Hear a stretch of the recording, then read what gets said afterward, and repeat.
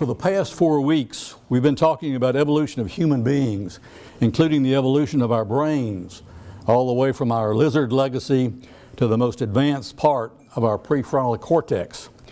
We've talked about our genetic inheritance and how these genes have shaped our physical traits and probably helped shape some of our social behaviors as well. This week, I want to share some thoughts on the joint evolution of culture and religion and how they've impacted each other in world civilizations. As the slide shows, the focus will primarily be on the evolution of religion, but you can't discuss that topic without fully recognizing the close interaction of religion with culture or social behavior. In my earlier presentations on the human experiment, I showed this list of references to the writings of Nicholas Wade.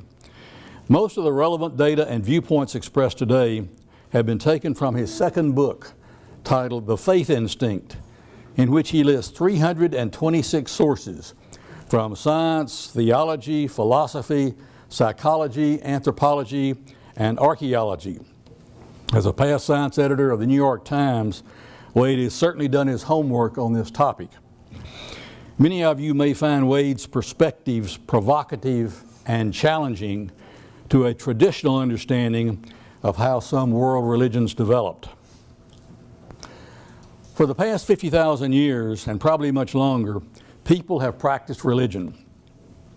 With dance and chants and sacred words, they have ritually marked the cycles of the seasons and the passages of life, from birth to adolescence to marriage and to death.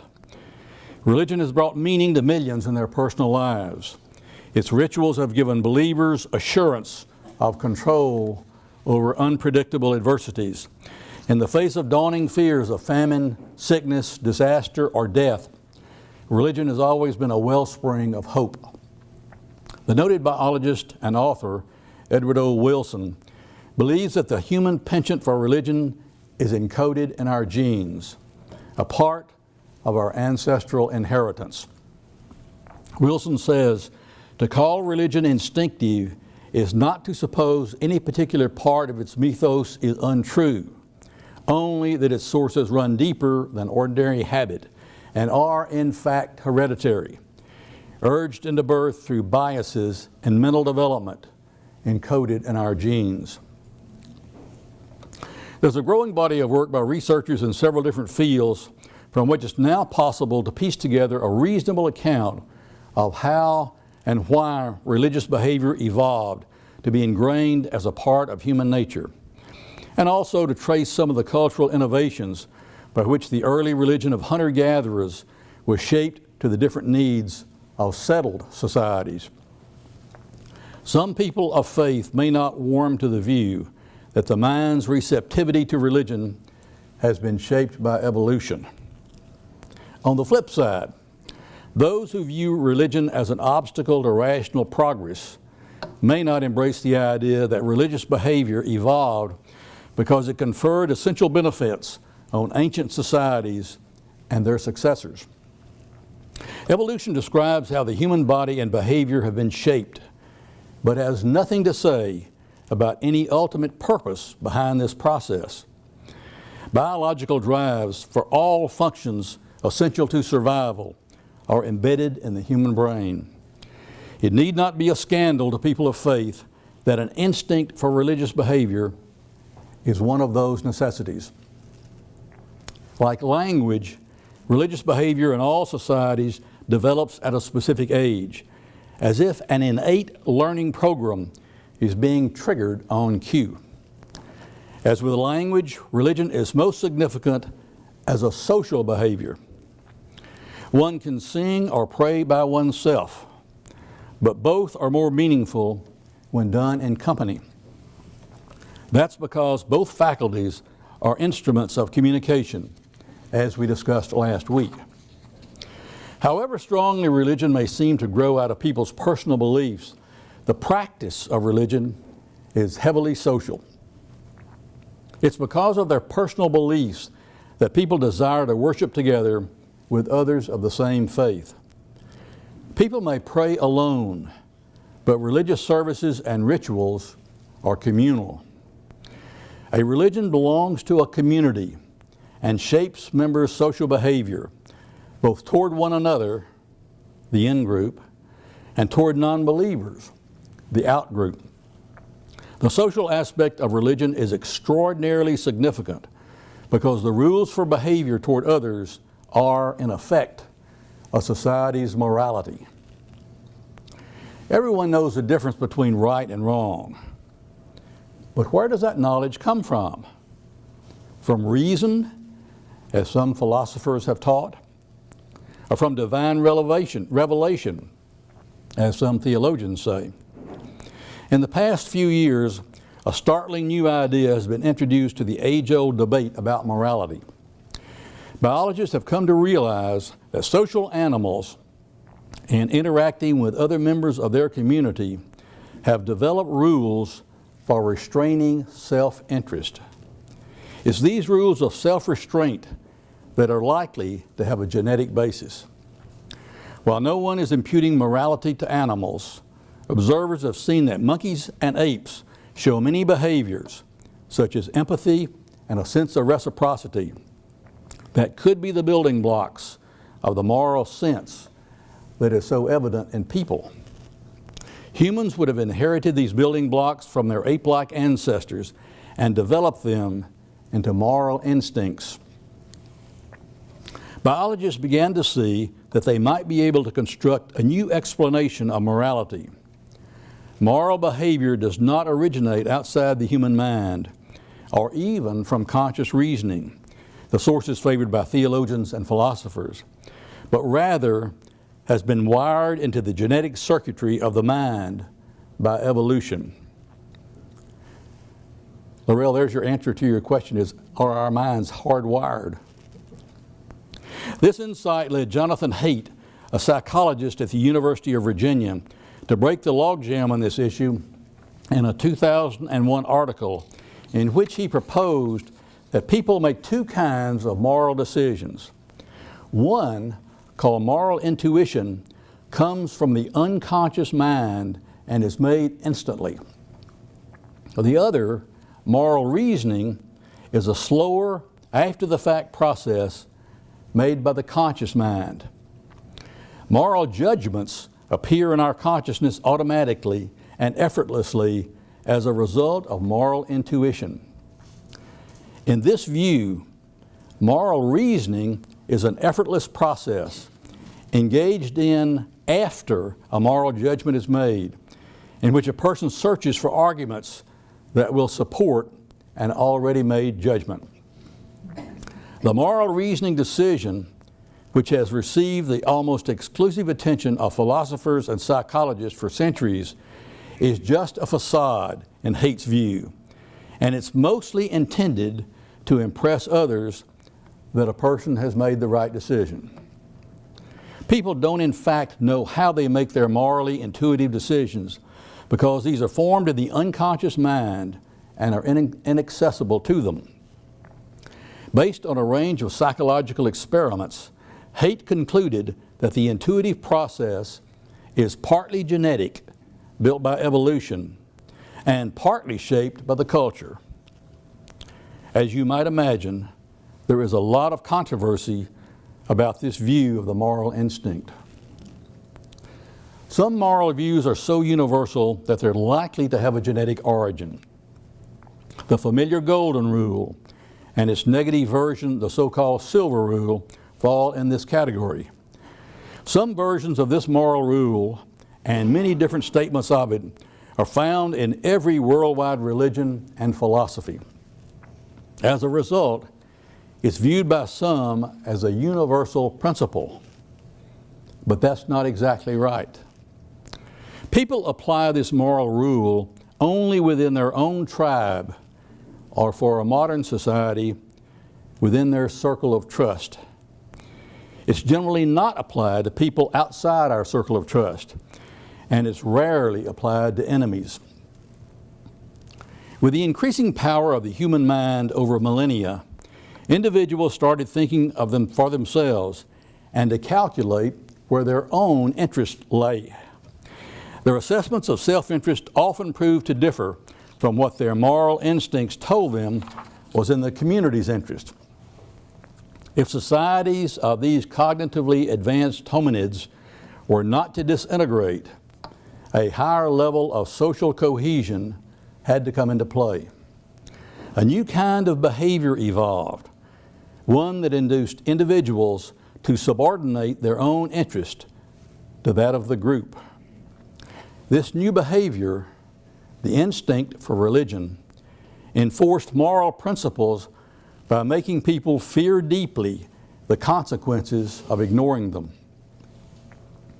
Equally radical and transformative as human physical changes, though less well appreciated, have been the changes in human social behavior. These changes included a tripling of the brain size, increasing intellectual capacity of individuals, and experiments with one novel mechanism after another for communicating among members of a group and governing interactions between them. All these new faculties were doubtless drawn upon as natural selection looked for an effective solution to the most pressing of all problems for a social species: how to make selfish individuals place society's needs above their own. This departure from self-interest required not just moral self-restraint and social consciousness, but an emotional commitment to the group so fierce and transcendent that people would quite readily sacrifice their lives in its defense. The solution that evolved was religious behavior. It was those who learned to bond to each other through ritual, song, and dance who developed the most cohesive communities. It was those who believed that the gods, or their dead ancestors, were seeing into their hearts who stayed closest to their society's rules. It was those who feared supernatural retribution who built the most moral societies with the strongest social fabric and resilience to outlast others. The religions of today differ considerably from the ancestral religions practiced by the hunter-gatherers. The profound transformation from which modern religions developed came about because society itself changed, and therefore religion had to change in response. Hunter-gatherer societies, as already noted, were egalitarian structures to which a coalition of the weak constantly thwarted would-be leaders. But this system became much more difficult to maintain once people settled down and started living in communities larger than the usual hunter-gatherer band. The hierarchical side of human nature reasserted itself, and powerful men established chiefdoms. A process of profound social and cognitive change began. In these large communities, people began for the first time to acquire property and status. These more complex societies required a specialization of labor. Gradations of wealth emerged. The new societies became hierarchical, with leaders and led. But how were the new leaders to establish their legitimacy and persuade those they ruled to abandon the age-old principle of egalitarianism? A central element of the solution was to co-opt religion, the time-honored source of authority and cohesion in hunter-gatherer cultures. Priesthoods were instituted, and these officials began to control rituals and to separate people from direct communication with their gods. Religious dancing was gradually suppressed. In the ancestral religion, people communed directly with the supernatural world through dreams and trances, not through mediation of priests. They asked their gods for practical help, such as good hunting, children, or health. In many modern religions, priests direct people's attention toward an afterlife, with instructions to focus their present lives on deeds that will secure rewards beyond the grave. In short, adherents of the ancestral religion sought to secure survival in the real world. Some modern religions, particularly fundamentalist ones, are more focused on salvation in the next. The institutions made possible by religious behavior would have been invaluable to archaic states. Civil authority was rudimentary. Brute force was available, but highly inefficient. Religion was a solution, an accepted and traditional way of coordinating people's motives. The virtue of regulation through religious ritual is that the activities of a large number of people can be governed in accordance with sanctified conventions in the absence of powerful authorities, or even of human authority of any kind. Given that a religion reflects its society, it's not surprising that the ancestral religion should have changed as people made the far-reaching transition from mobile to settled societies. The innate propensity to learn religious behavior would have remained much the same, but the cultural content of religion could be adapted by each society to meet its needs. The cultural form of religion can be pushed only so far, however, without straining the genetic template.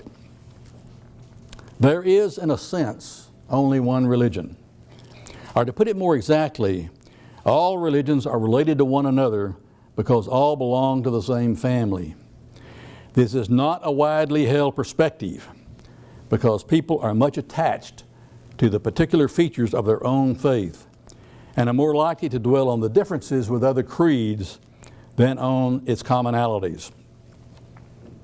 But a glance at the history of religion suggests that, as cultural forms, they bear several significant similarities with language. And just as present-day language probably all stem from the same tree of descent, so too may religions. Religions are composite cultural creations in that they generally consist of a core of beliefs or rituals derived from a preceding religion combined with new material. The new component may be supplied by the founding prophet's revelation or by borrowing and co-opting material from the religions of neighboring conquered people. Hunter-gatherer religions sprang from a few behaviors, presumably genetically prompted, such as belief in supernatural agencies which set rules of social behavior, fear of divine punishment for breaking these rules, and confidence that the supernatural powers could be manipulated through rituals and sacrifice. This relatively simple set of evolutionary behaviors proved capable, as settled societies grew larger and more sophisticated, of supporting the cultural development of more elaborate religions, such as the three Abrahamic monotheisms. The emergence of these religions is worth exploring in some detail because they demonstrate the power of cultural innovation to improvise systems of belief that transform the dance and trance rituals of hunter-gatherer religions into creeds that could bind not only a tribe, but a state or an empire. Judaism is a religion whose formation from roots in its agricultural past is now understood in some detail.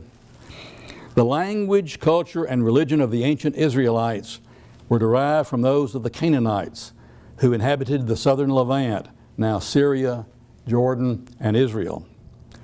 Several festivals of the Israelites and Jewish liturgical calendar are adaptations of Canaanite agricultural festivals.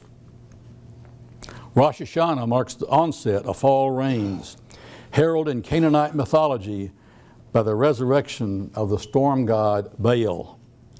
Passover was a Canaanite spring fest at which young lambs born the previous fall were sacrificed. In Judaism, Passover has become historicized to mark the exodus from Egypt, with the lamb's blood translated for the Israelites into a rite commemorating the sparing of their firstborn children from the 10th plague against the Egyptian Pharaoh. Most biblical scholars now agree that early Israelite religion was polytheistic, just as was its Canaanite predecessor. The opening words of Genesis are customarily translated, "In the beginning, God created heaven and earth." But an interpretation of the Hebrew text says, "The gods created heaven and earth." Monotheism was imposed much later by the priestly caste in Jerusalem and during the Babylonian captivity in the 6th century BC. But then the priests devised an ancient pedigree for their new religion, which back projected its origins into the distant past. A 19th century German scholar, Wilhelm de Wet, showed that of the first 5 books of the Bible, known as the Pentateuch, the book of Deuteronomy has been written much later than the other 4. He identified it with the book of law, said in the Bible to have been discovered during a renovation of the temple in the 18th century of the reign of King Josiah of Judah, namely in 622 BC. The Bible offers a long historical narrative in which the events that occurred after 622 BC can be corroborated by documents from ancient Egypt and Assyria. But earlier episodes in the Bible, such as the deeds of the patriarchs, the exodus from Egypt, the conquering of the promised land of Canaan by Joshua, the glorious reign of King David, the magnificent palace of Solomon, have left almost none of the traces that archaeologists expected to find. Some biblical details even conflict with the evidence outright, details that would have been familiar to someone writing about 622 BC, but are an anachronism when set in events alleged to have occurred some 400 to 1,000 years earlier. The central theme of the Hebrew Bible is that Yahweh intervened in history in order to free the Israelites from captivity in Egypt, led them across the desert, and delivered the promised land, Judea, into their hands. But this uplifting theme is not supported by the available historical and archaeological evidence. What's going on here? What were those who put the Hebrew Bible together trying to accomplish? A recent interpretation that combines new archaeological data with a scholar's textual analysis has been offered by 2 Israeli archaeologists, Israel Finkelstein and Neil Asher Silberman. Their thesis may not please all the experts in this field, but it makes sense of many of the known facts. In or around 722 BC, the northern kingdom of Israel was destroyed by the Assyrians under King Sargon, who resettled some 27,000 Israelites in Assyria and repopulated Samaria, the capital of the northern kingdom, with people from elsewhere in his empire. These captivity routes are shown as the red arrows on the slide. A century later, a major shift in the balance of power in the region led Assyria between 640 and 630 BC to withdraw from the area. Wanting to take advantage of the new situation, Jerusalem, the capital of the southern kingdom, Judah, planned to regain the territory of the northern kingdom and unite it with Judah. The Bible was its political and religious strategy for doing so. Finkelstein and Silberman believe that it was not just Deuteronomy that was found during the temple renovation in 622 BC, but rather the whole first half of the Hebrew Bible, all the way from Genesis through Deuteronomy, Joshua, Judges, 1st and 2nd Samuel, and 1st and 2nd Kings. More than a century of study by textual scholars and archaeologists has established that the Bible is indeed a composite document. Some of its sources are drawn from the legends of the great Babylonian civilization on Israel's northern border. Some are historical accounts. Some are folklore explanations of how a certain place or people got its name. This complex of materials has been skillfully shaped, probably to forge a political and religious identity for a small nation buffeted between powerful neighboring states, Assyria, followed by Babylon on the northeast, and Egypt on the southwest. On the political side, the Hebrew Bible presented a stirring nationalist theme that the Israelites had left Egypt in the Exodus, conquered Canaan, and established a glorious, unified kingdom under Kings Saul, David, and Solomon. It would be legitimate, ran the Bible's message, for the current king of Judah, that's Josiah in the 7th century BC, to take over the remnants of Israel left by the Assyrians, because he would be reestablishing the united kingdom of David. On the theological side, the Hebrew Bible argued for centralizing Yahweh worship in Jerusalem, for the national observance of Passover and other festivals, and for suppression of local cults, such as worship of Baal, which the Bible's authors saw as a symbolic of chaotic social diversity. The Old Testament's message of political and theological unification was reinforced with a thorough rewriting of history. The Israelites had been defeated by the Assyrians whenever their kings had affronted Yahweh by worshiping other gods, the Bible stated. They had enjoyed political success and would do so again in the future as long as they worshiped Yahweh correctly, as specified in the book of Deuteronomy. Finkelstein and Silverman said it this way: in what can only be called an extraordinary outpouring of retrospective theology, the new centralized kingdom of Judah and the Jerusalem-centered worship of Yahweh was read back into Israelite history as the way things should always have been. Unfortunately, history did not take the course the Bible's authors had hoped for.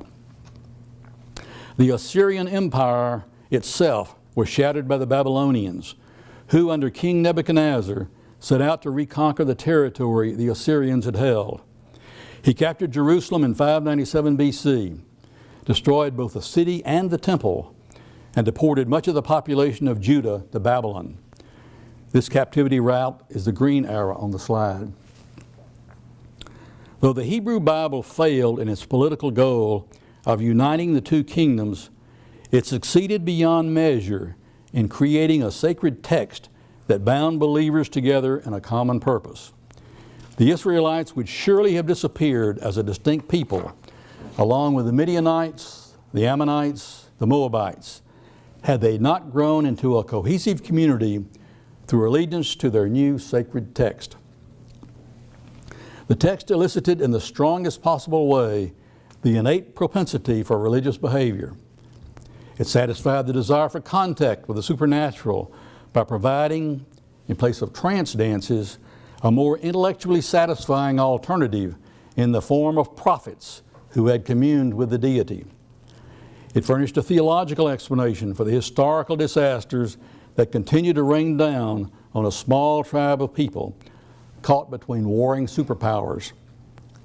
It wove the deeds of the deity into a historical narrative, embedding a supernatural presence into ordinary human affairs.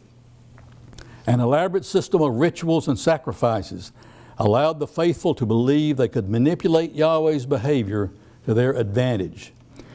And Judaism required a set of demanding rituals and behaviors, in particular circumcision and a ban on marrying foreigners, which kept the community confined to committed believers. More remarkably, Judaism inspired two major sects, Christianity and Islam, as well as more recent offshoots such as Mormonism, all of which have claimed access to their own special revelations that update that of the Old Testament. Judaism, both before and for some time after the Babylonian exile, was not just a religion but a system of beliefs constructed around a specific political goal, the restoration of the Davidic kingdom centered on the temple in Jerusalem. In general form, it resembled most other religions of settled societies of the period, which were essentially tribal religions, shaped to reinforce the authority of the ruler. These tribal religions had been successfully adapted to the social cohesion problems faced by archaic states. They were less suitable for large, polyglot societies such as the Roman Empire. Roman emperors were well aware of the cohesive properties of religion and insisted that subject people acknowledge Roman gods and engage in emperor worship, although they were free to have whatever other religion they wished. But Roman religion was largely one of outward observance and was not a compelling faith for most people. Many competing sects originating from the Roman subject peoples spread into this creedal void. The most successful of these competing sects was a new version of Judaism which became Christianity. For centuries after the Assyrian-caused diaspora and well before the destruction of the Jerusalem temple in 70 CE, Jews had set up thriving communities in the major cities of the Roman Empire. In Antioch, Tarsus, Ephesus, Alexandria, and Rome, Jews had synagogues and freedom of association and were accorded considerable privileges, including exemption from the official emperor worship. These expatriate Jewish communities were influenced not only by Judaism, but also by the powerful ideas of ancient Greek literature and philosophy. They spoke Greek, which had become the common language in the Eastern Mediterranean in the 4th century BC, and were so Hellenized that many no longer spoke Hebrew. These Hellenized Jews of the 1st century CE were unlike their counterparts in Judea in several ways. They were a sophisticated urban elite, whereas the Jews in Judea were a more rural population, centered on the Jerusalem temple's main activity, that of animal sacrifice. And the population of expatriate Jews seems to have been around 4 million, far outnumbering the 1 million Jews in Judea. Several special factors eased the transmission of Christianity from the expatriate Jewish community to Roman citizens at large.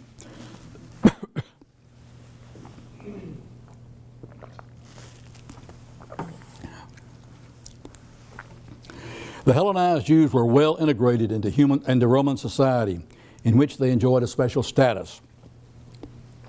Jewish ethics and commitment to charity were noticed and well regarded in the Roman world. Jews were admired for their stable family life, for the peculiar value they attached to human life, for their abhorrence of theft, and for a scrupulous way of doing business. Because of the attractions of the Jewish faith, an important class of non-Jews had sought and received membership in synagogues. The Hellenized Jews and their non-Jewish members would have been the most receptive audience for Christianity, a creed that claimed continuity with Judaism. Christianity spread through already existing social networks, including the Jews of Judea and those elsewhere in the Roman Empire. The expatriate Jewish communities were accustomed to visiting teachers from Jerusalem.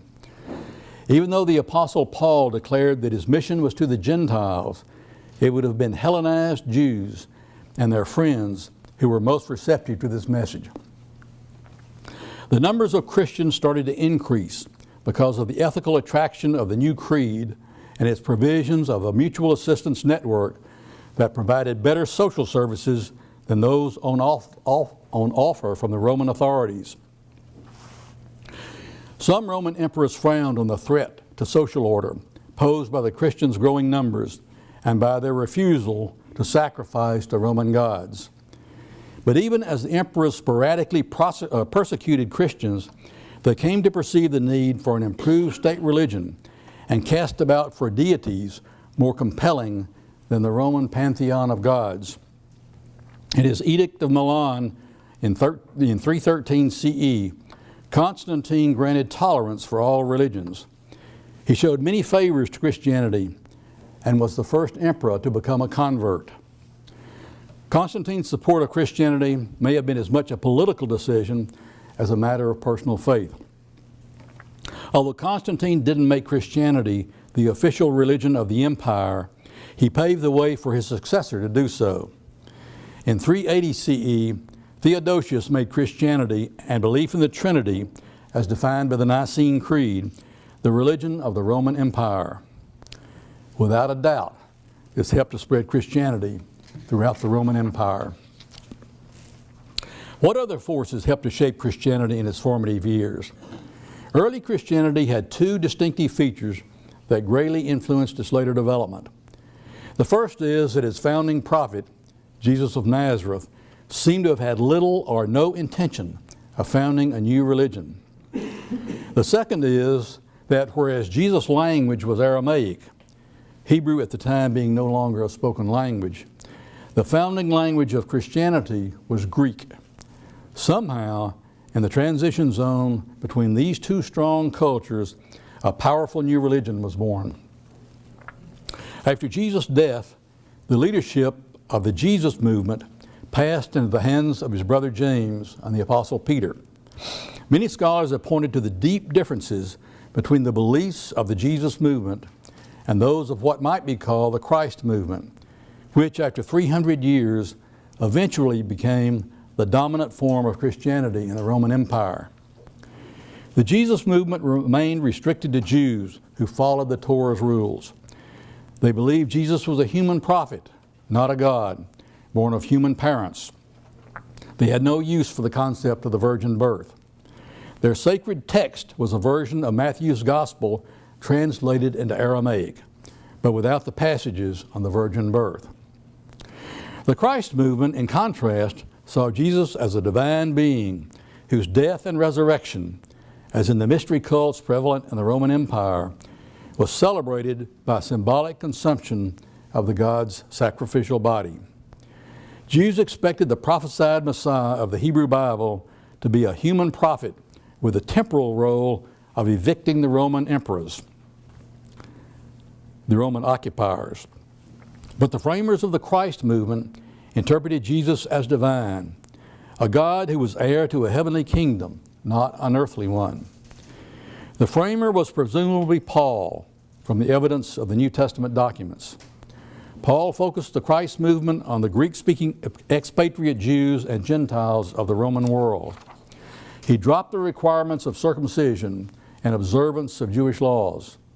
His most important statements, such as those concerning the Eucharist and resurrection, were based on his personal revelations and not from information about Jesus from those who had known him. The Christ movement prevailed over the Jesus movement, many of whose members perished in the siege of Jerusalem in 70 CE. It also prevailed over all the other early brands of Christianity until it was chosen as the state religion of the Roman Empire by Constantine and Theodosius. Just as the victors usually write the history books, it was the inheritors of Paul's Christ movement who shaped the New Testament to support their version of Christianity. Their selection of books apparently did not become final until the mid-4th century. If these books were arranged in order of their date of composition, the letters of Paul would have come first, given that all the authentic ones were written before 70 CE, and the 4 Gospels, which were written after 70 CE, would follow. But that would have given the impression, which the compilers of the New Testament presumably sought to avoid, that Paul shaped Christianity as a religion for Gentiles and tied it to Jesus, an Orthodox Jew interested primarily in reforming Judaism. By placing the life of Jesus described by the 4 Gospels first, the compilers lent support to the official story that Jesus was the founder of Christianity, who sent his disciples and apostles to preach the gospel to Jews and Gentiles around the world. Judaism is a religion that generates an extraordinary degree of cohesion, but it was and is confined by its practices to a single ethnic group. The framers of Christianity saw how an adaptation of the Jewish religious tradition could be made to transcend Judaism's tribal boundaries. They succeeded so well that they captured an empire and defined a civilization. 2 centuries of scholarship have uncovered much of the historical background of Judaism and Christianity. Islam, the third great monotheism, has long resisted such an analysis. The Quran is presented as a revelation that is not to be doubted. Islamic history includes an explanation of why the Quran has no history. The caliph who compiled the canonical version is said to have ordered all early manuscripts destroyed. Most traditional scholars believe that the corpus of Islamic writings, though of varying reliability, holds the essential facts of Islam. According to traditional Islamic history, Muhammad converted his followers to Islam before his death in 632 CE. The first caliph, Abu Bakr, ruled from Mecca in the Hejaz, the western region of the Arabian Peninsula on the east side of the Red Sea. directed Muslim armies northward to conquer the Near Eastern provinces of the Byzantine Empire in the name of Islam, namely Palestine and Syria. Many have noticed the parallel between this account and that of the Hebrew Bible. Muhammad, like Moses, died in the desert without entering the Promised Land. And Abu Bakr, like Joshua, was a trusted general who implemented the prophet's design. The Byzantine Empire was the predominantly Greek-speaking continuation of the eastern half of the Roman Empire during late antiquity and the Middle Ages. Its capital city was Constantinople, modern-day Istanbul. Often called the Eastern Roman Empire in this context, it survived the 5th century fragmentation and fall of the Western Roman Empire. It continued to exist for an additional 1,000 years until it fell to the Ottoman Turks in 1453. During most of its existence, the empire was the most powerful economic, cultural, and military force in Europe. The policy of the Byzantine Empire was to settle Arab tribes in border areas of Syria and Palestine, both to prevent them from raiding and to rely on them for defense. Eventually, the Byzantines decided to withdraw altogether from their Near Eastern provinces, establishing their line of defense just south of Antioch in northern Syria. In 632 CE, they even stopped payments to the Arab allies. Syria and Palestine were on their own. There was a lack of historical and archaeological evidence about a Muslim invasion of Syria and Palestine from the Hejaz. The proposal that the Arab takeover came about through a local uprising in place, not an invasion from Mecca, would ease several geographical problems. The Hejaz was very sparsely populated during this period. Though the traditional accounts portray Mecca as a thriving trade center, historians have shown that it didn't lie on trade routes from Yemen and is not mentioned by classical geographers. The Quran itself has several details that points to its composition in a setting farther north than the Hejaz. Muhammad's opponents are said to have grown grain, olives, grapes, and dates, but Mecca is unsuitable for any kind of agriculture. A broader point is that the Quran assumes its readers are familiar with the Pentateuch and Psalms of the Hebrew Bible. It contains many passages which give the impression of having been developed within a rich environment of Christian Jewish theological discourse. The Hijazi Desert seems less likely a locale for this development than somewhere in the more populous regions of Palestine, Syria, or Iraq. Historian G.R. Halting of the London School of Oriental and African Studies says, Islam is obviously part of the Semitic monotheistic tradition and must have arisen within its matrix. The canons of both the Old and New Testament took shape over several centuries before being frozen in their present form. It would be no surprise if the same were to be true of the Quran. But the traditional progression allows little leeway for such a process. In traditional belief, the Quran was dictated by the angel Gabriel to Muhammad, preserved on palm leaves, flat stones, and in people's memories, and assembled from these disparate sources within a few decades of Muhammad's death in 632. Whereupon the Caliph Uthman, who had directed that a standard text be prepared, gave orders to burn every leaf or codex which differed from it. In the revisionist view, the process took much longer, and at least in part, in the setting of the sectarian religious communities somewhere in Palestine, Syria, or Iraq. Although certainly not a majority at this time, some scholars believe that the Islamic religion actually began as an Arab Christian religion in Syria, one that rejected the concept of the Trinity, first made official by the Council of Nicaea in 325 CE. Support for that view is provided by inscriptions on the Dome of the Rock Mosque in Jerusalem. The Dome of the Rock is on the Temple Mount in the old city of Jerusalem. It was initially completed in 691 CE. The Dome of the Rock is now one of the oldest works of Islamic architecture. It's been called Jerusalem's most recognizable landmark. The inscription, on one of the inner walls states in Arabic, "God bless your messenger and servant, Jesus, son of Mary." Whatever the eventual outcome of the differences between the revisionist and traditional historians as to the origins of Islam, the new Arab religion served its purpose with striking success. It provided the emerging Arab rulers with an effective religious identity to uphold against that of the Byzantines. The new religion inspired fervent loyalty, and still does. It was evidently well suited to the needs of the early Arab domain, enabling its rulers to unite many different peoples in an empire that stretched from Spain to the borders of India. Looking back at the emergence of the three monotheisms, a striking process is evident. Throughout history, religion has been repeatedly reshaped to serve new needs as the nature of society changed.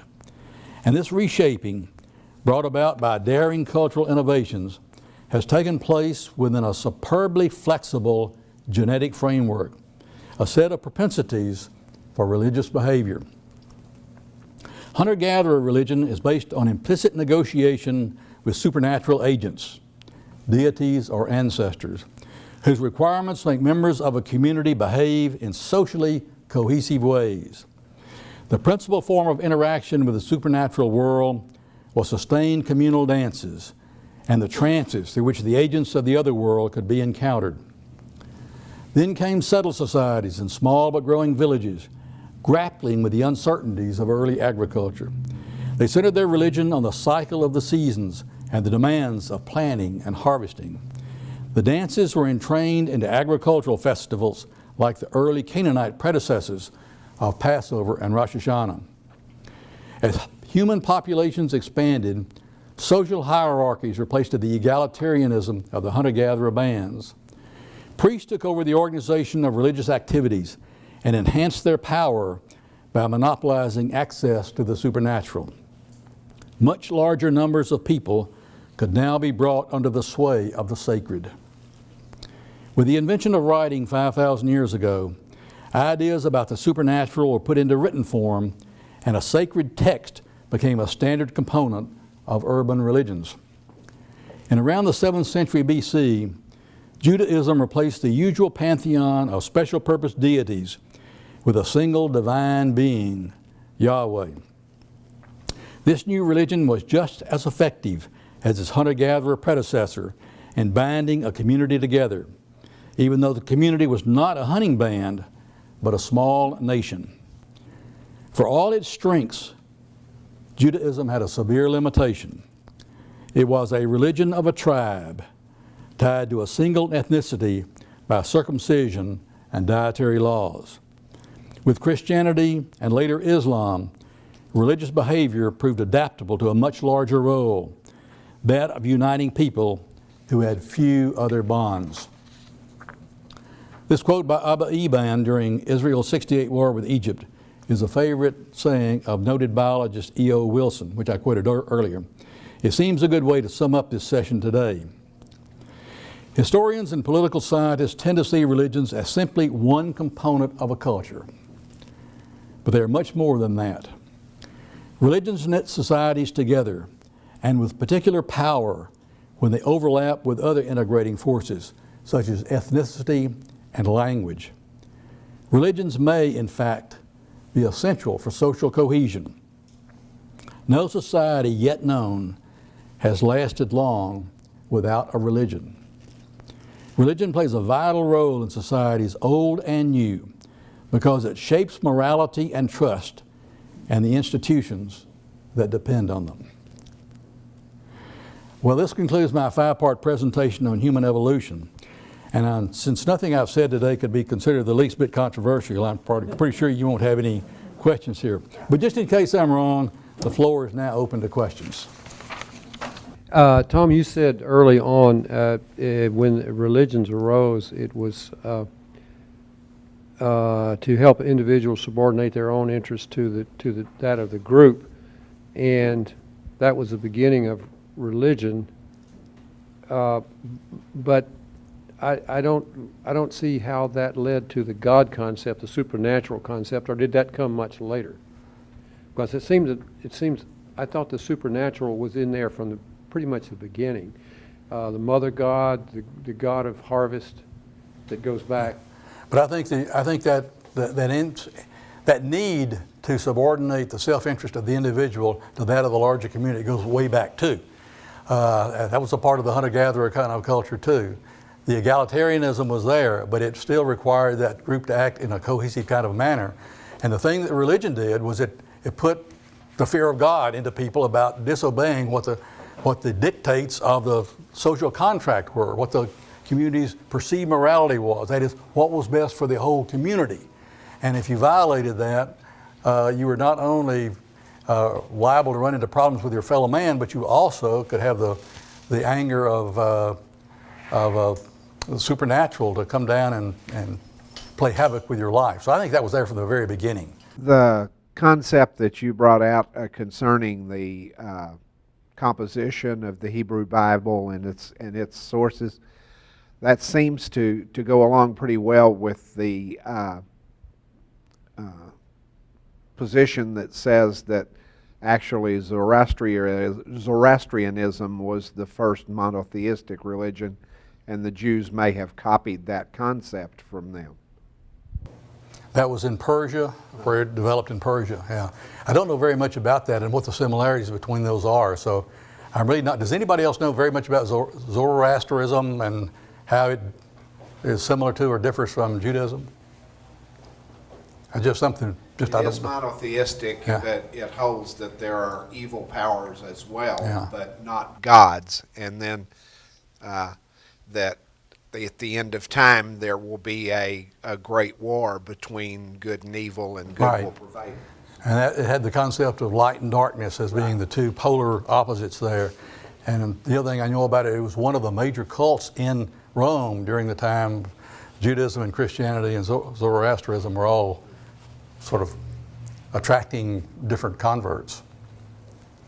I was struck when it was talking about the struggle between the Jesus movement and the Christ movement, and where we see today still strained because of the Pauline emphasis on certain things in family structure and about homosexuality based on his perceptions, that we have some continuing struggle on those two, because some Christians today abhor Paul's work because of these two by contemporary sociology flaws. I'm sure there wouldn't be anybody here in North Haven that would at least object at all to anything that Paul ever said here. Paul really didn't say it was finished. Yeah, well, Paul has some very particular ideas on that subject, as we all are quite aware. Yeah. Interesting person. I'm not sure I agree with your last statement. Religions may be necessary for social cohesion. I don't disagree in the broad over a long period of time, but I think it seems that Europe is going off in sort of disproving that. They're able to now have nations that are pretty much based on secular ideas. And also I would add, obviously, that religion can certainly cause a non-cohesion, as we see in the Middle East. Within the tribe, it's very cohesive, but between tribes it can be very destructive, obviously. Let me give you two answers to that.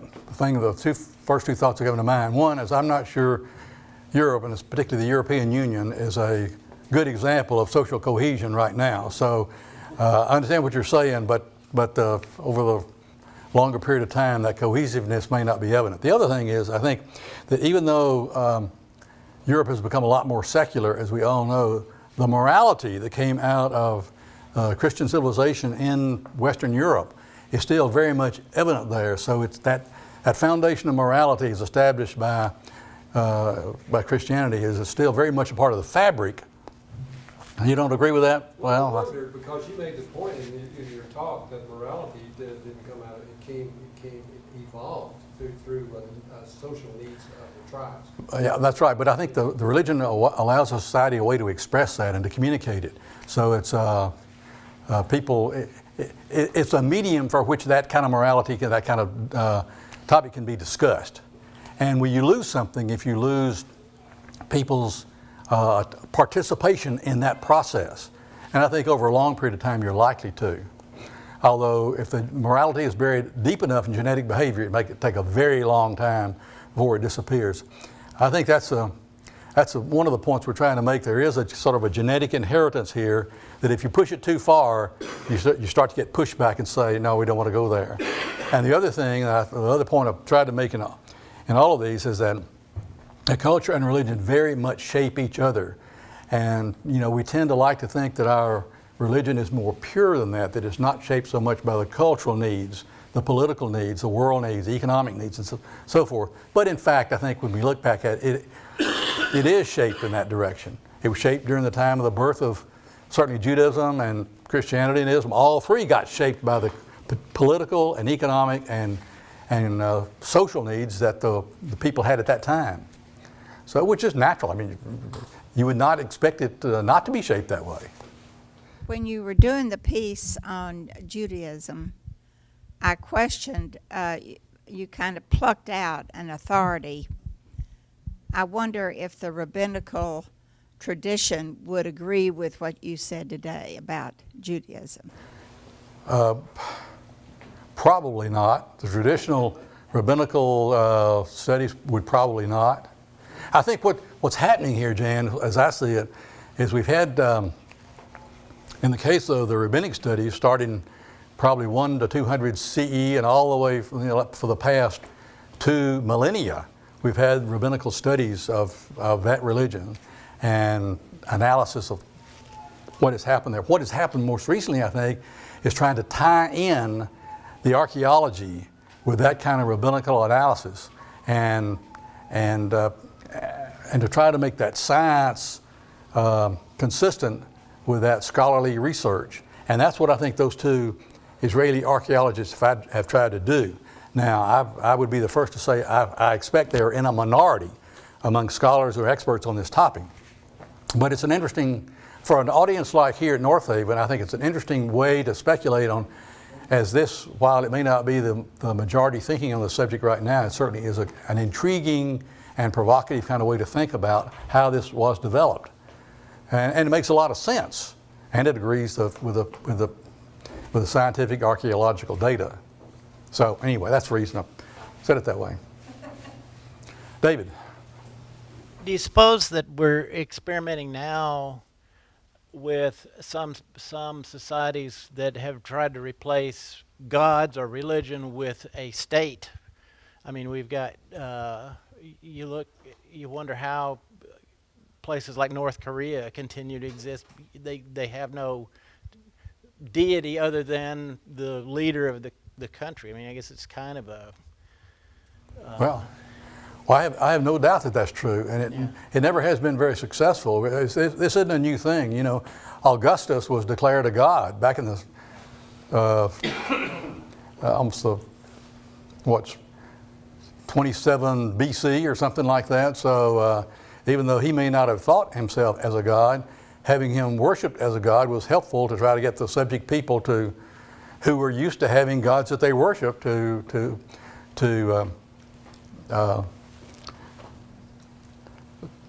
be more responsive to the guidance they were getting from Rome, is a gentle way of putting it. But I think that's exactly right, that politicians, it would not be unusual to think that politicians sometimes view themselves as deities.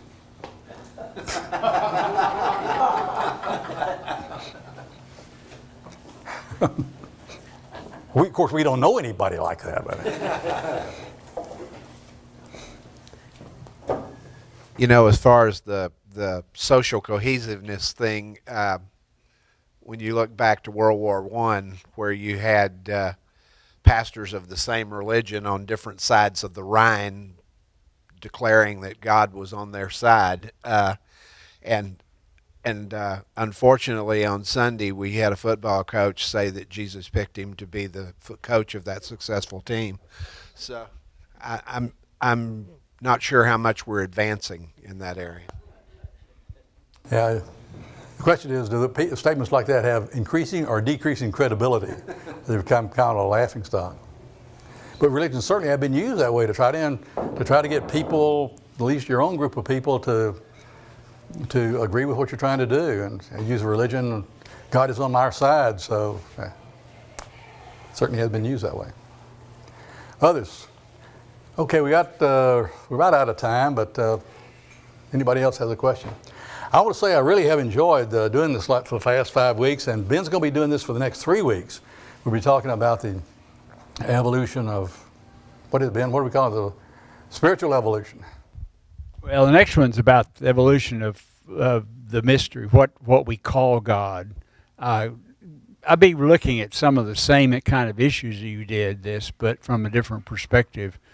And then we'll go on to, is there a need for God? What was behind that? And maybe some other things I'm going to bring in about other than what's been said so far on that issue. And finally, we'll talk about today, how do we interpret the symbols and ways in which we do worship and use our own rituals, etc.